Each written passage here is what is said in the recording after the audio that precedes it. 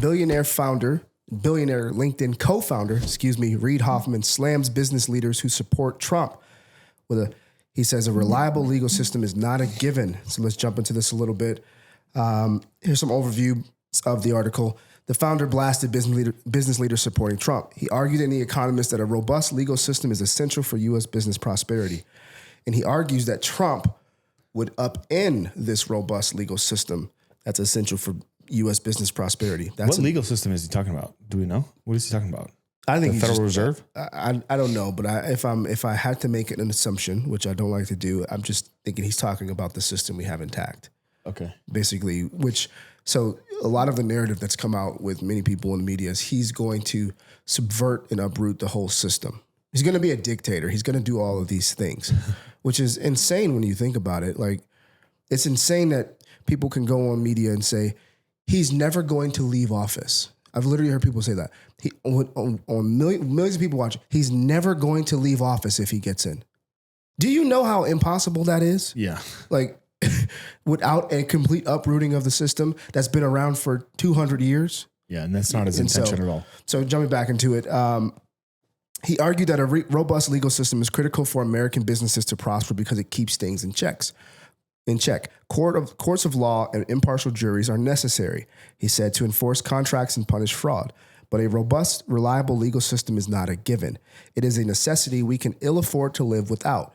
We trade it away at our peril, which makes it all the more lamentable that a growing number of America's corporate and financial leaders are opening their wallets for Donald Trump, he added. Hoffman argued that if elected this November, Trump, who was convicted of 34 felonies for falsifying business records to cover up hush money payment they always add this in there, to cover up hush money payment to the adult film actor Stormy Daniels, could upend the legal system that the American economy and American businesses rely on. That's why he's talking about the legal system. Yeah. Is he's trying to say, you guys are going to vote for a felon, which that whole thing is going to get overturned. But so why would business leaders ever support someone who could lead to their downfall? Hoffman has a few explanations. Some, he said, are merely kidding themselves that Trump can be normal and controlled. Others, Hoffman argued, believed that President Joe Biden would be even more dangerous to American business than Trump would, though he described that position as misguided because the stock market, oil and gas production, employment, and GDP growth has hit highs during Biden's presidency. Okay. Well, yeah, it's based off of so just like from the last article, that's why I put this right where I put it was, yeah, you're a part of the same system, dude. You're a billionaire. So everything going on in the world right now doesn't really impact you. In fact, you've benefited from this cheap money environment to become a billionaire. And yeah, you're terrified that game is going to end when Donald Trump comes in and says, hey, we're going to take control of the Federal Reserve. The Federal Reserve, that's not a federally run company. Mm-hmm. It's a freaking Gestapo between the banks, the corporations, and the government to control and manipulate interest rates. He wants control over that. The fact that he is in support of not creating a centralized digital currency. The fact that he's in support of Bitcoin. The fact that he's pro-business, pro-American, and does not want to go out and fight any other wars and wants to bring manufacturing and all the things that we've just talked about back stateside, which are the only things that would actually save us. That's what people are actually talking about. So Reid Hoffman, you're just pandering to your constituents.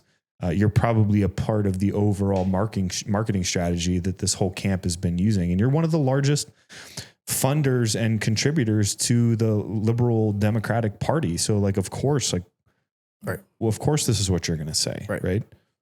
So closing it down with this, Hoffman argued that some business leaders believe a Trump presidency would skyrocket them to the top of a new oligarchy, while others simply fear retaliation if they don't pledge themselves to Trump. Follow-up, oligarchy. Have we ever had one of those here in the United States? Well, we've never officially had one, but we are getting closer by the day because, for the same reasons you just got to talking about, and with our own lack of knowledge of what we actually have in a constitutional republic. Correct. The responsibility the citizens have, the power that the citizens actually have, and that the Constitution, the Bill of Rights, and the Declaration of Independence are all about the government's limitations, not yours. Correct. And so we are actually closer to an oligarchy than we've ever been, which ironically enough, he talks about. Well, and that's always their move, right? Is they're going to point the finger at you of the exact thing that they're doing. Correct. Right.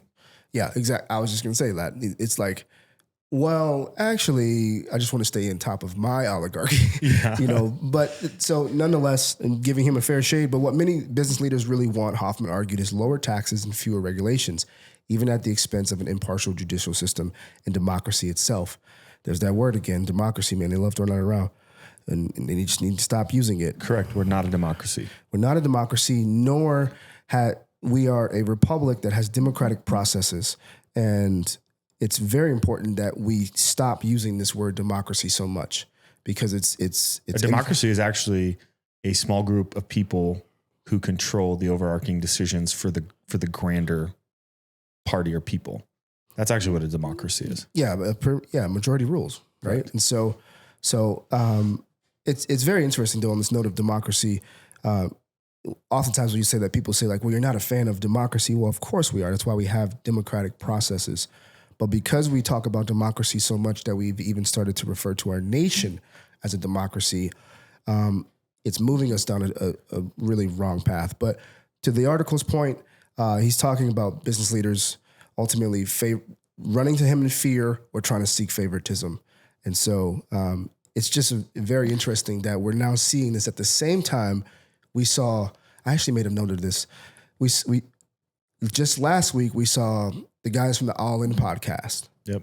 They were sitting there. Yeah, they were sitting Dave there Sachs. willing to. Yeah, they're sitting there willing to have a conversation and say, "Hey, I may not agree with you, but I'm going to hear you out. I'm going to listen to you. And in the name of listening to you, I would even be willing to donate some of my money to your candidate." You know. And so like, it's just funny that even the billionaires are having the guys. The era of us being neutral as entrepreneurs is over. Yeah. It and is you absolutely can't look over. at the current options and go, that's the better option. Yeah. Right. It's all a marketing campaign, right? Everything they did to try to remove Trump from the ballot in Colorado and a number of other states down to going more the civil route that they just did. Those are all an attempt to try to defame him and prevent people from, voting for a criminal, which was funny. We started off with the clip where the guy's like comparing the felony accounts of like murderers and mob leaders to Donald Trump, and actually making fun of the fact that he got charged with 34 counts of basically civil felony matters, right? Versus, criminal murders. Yeah. And so, the Reid Hoffman is just a part of the big machine. Which is sad because I love the LinkedIn product. He doesn't really control it anymore anyway, so it doesn't really matter. Yeah. But he doesn't want the fun to end. But truthfully, it doesn't even really affect him because he's already a billionaire. He's a billionaire. And so let's move on, but don't let the fear tactics and the gaslighting stop you from seeking to think and decide objectively on where you're at right now.